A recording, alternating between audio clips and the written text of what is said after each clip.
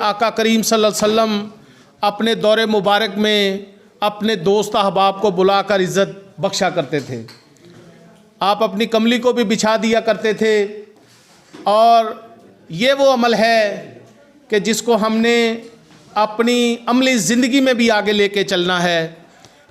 आप यकीन करें कि जिस वक्त आप किसी को इज़्ज़त देंगे तो अल्लाह ताला आपके लिए भी इज़्ज़तों के जो दरवाज़े हैं वो खोल देगा। और मैं ये समझता हूँ कि हुकूमत पंजाब ने, चौधरी परवेज़ लाई साहब ने, जो हमारे वज़ीर आला पंजाब हैं, उन्होंने अगर मुझ जैसे आपकी क्लास के, आपके इस छोटे भाई को अगर डिस्ट्रिक्ट कसूर की जो सबसे अहम ज़िम्मेदारी है local government and community development का डिस्ट्रिक्ट का वाइस चेयरमैन बनाया है, तो मैं ये समझता हूँ कि आपको ये फ़ख्र होना चाहिए कि ये आप लोग ख़ुद बने हैं, ये खाली अता कसूरी नहीं बना। तो इसलिए मैं आपका भी शुक्रिया अदा करता हूँ और अपनी गवर्नमेंट का भी शुक्रिया अदा करता हूँ। यहाँ पर हमने देखा कि 125 हमारी यूनियन काउंसिल्स हैं जो रूरल यूनियन काउंसिल्स हैं।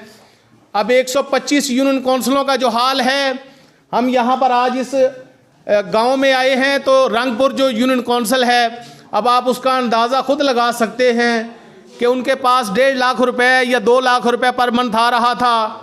तो यहाँ पर मुझे नहीं को नज़र आ रहा कोई सड़क बनी हो, कोई सोलंग बना हो या कोई चीज़ हो। लेकिन ये वो काम थे कि जो हमारी बल्दियात ने करने थे। जो हमारे सेक्रेटरी यूनियन काउंसिल्स हैं वो बिल्स निकाल कर कागजात में क्या कर रहे होंगे, अभी हमने उस पर ब्रीफिंग लेनी है। लेकिन कल खान साहब ने चूँकि ऐलान कर दिया है, अगर बल्दियात बची तो इंशाअल्लाह ताला मैं आपसे ये वादा करता हूँ कि आप लोगों के गली मोहल्ले का जो भी काम होगा वो आप प्रायोरिटी में मुझे दें। इंशाअल्लाह ताला हम उस पर फौरी तौर पर सर्वे करवा के आपका काम करवाने की कोशिश करेंगे।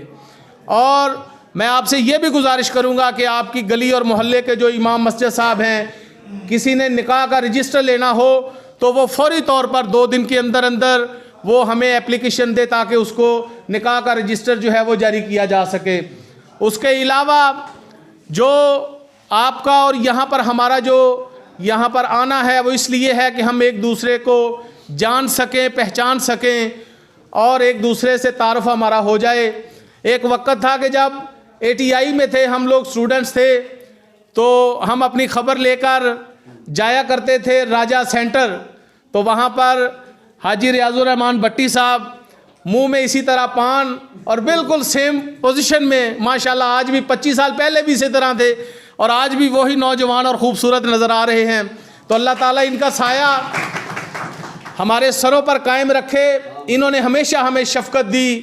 लाला ज़फ़र साहब, इन्होंने हमें हमेशा प्यार दिया है। प्रोफेसर डॉक्टर यूसुफ हरई साहब हमेशा कदम कदम पर हमारी रहनुमाई की है। हाजी तारिक साहब ने टेलीफोन पर 3 मरतबा इनसे बात हुई और यकीन करें इस तरह महसूस हुआ कि जैसे कोई सगा भाई एक दूसरे से बात करता है। तो बात यह है कि इंसान ने अपनी ज़िंदगी को छोड़ देना है, अपनी हकीकी ज़िंदगी की तरफ लौटना है। हमें बस एक बात का ख्याल करना चाहिए कि किसी से गलत काम की ना तवक्का रखें, ना को गलत काम करें। हमेशा अपने दोस्तों को इज़्ज़त दें, बड़ों की इज़्ज़त करें, छोटों से शफ़क़त करें और ज़िंदगी ऐसी गुजारें कि आप एक मिसाल बन जाएं। और यकीन करें कि जब आप अपनी ज़िंदगी को एक नमूना बना कर जाएंगे तो आपके जनाजे गवाही देंगे कि आपने ज़िंदगी किस तरह बसर की। तो मैं इन्हीं अल्फाज के साथ हाजी जो हमारे तारिक साहब हैं उन्होंने ये अरेंजमेंट किया, मैं बहुत ज़्यादा दिल में उनके लिए चाहत में मज़ीद इजाफ़ा हुआ है। तो मैं बहुत ज़्यादा मशकूर हूँ खालिद नवाज़ साहब का, पंजाब प्रेस क्लब का, कसूर प्रेस क्लब का और डिस्ट्रिक्ट प्रेस क्लब का, जितने भी साथी हैं। हमारा एक गुलदस्ता है और उसमें तमाम जो हैं वो फूल की मानंद हैं। और मैं हाजी साहब ने मुझे, खालिद साहब ने बताया तो मैं एक बात ज़रूर अर्ज़ करूँगा कि हाजी साहब मुखालफत उनकी होती है, मुखालफत उनकी होती है जो काम करते हैं, जो फ्रंट पे खेलते हैं। कभी घरों में बैठे हुए लोगों की भी मुखालफत हुई है।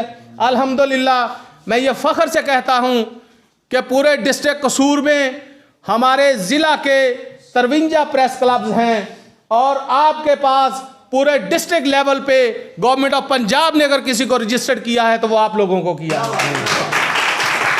और मेरे जो मुखालफीन हमारे जो हैं उनके पास अब कोई चीज़ नहीं बची। अब वो क्या करेंगे? अब वो ताना देंगे कि आज खालिद साहब ने कॉटन का सूट नहीं पहनना, अगले दिन कहेंगे कि खालिद भाई ने कज़ाब जो है वो नहीं लगाया। तो भाई हमें इन चीज़ों की कोई परवाह नहीं है।